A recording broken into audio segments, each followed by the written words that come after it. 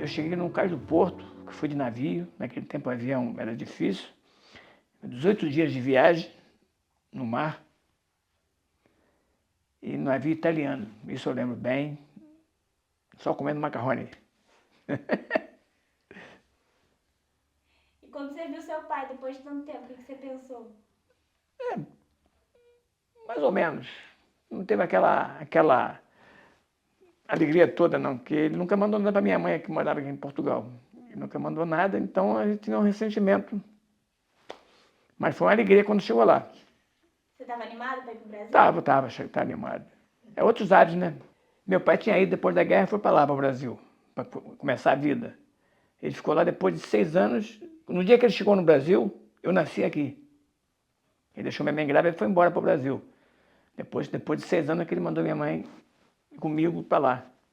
Porque eu fui conhecer meu pai praticamente com 6 anos de idade. Foi quando eu conheci meu pai.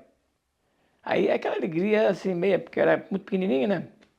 Não tinha aquele amor de pai, um filho, né, quando nasce. Porque ele não me viu nascer. Minha mãe, tudo era minha mãe, tudo era minha mãe que fazia. Então isso aí marca um pouco a infância, marca. Um pouco não, muito.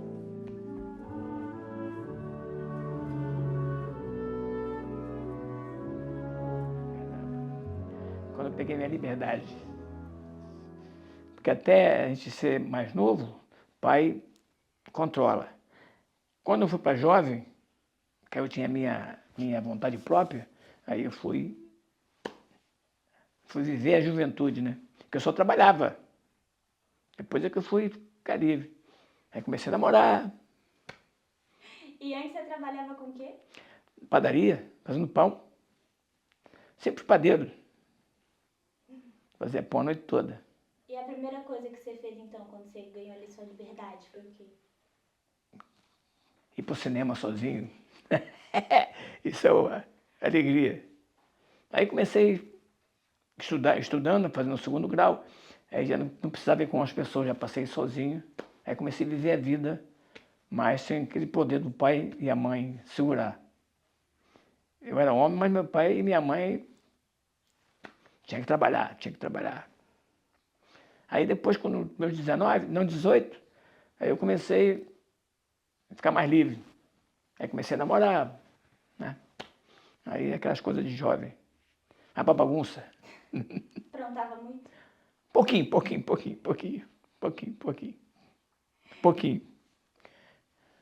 Mais que o normal. É igual passarinho quando tá perto da hora que solta.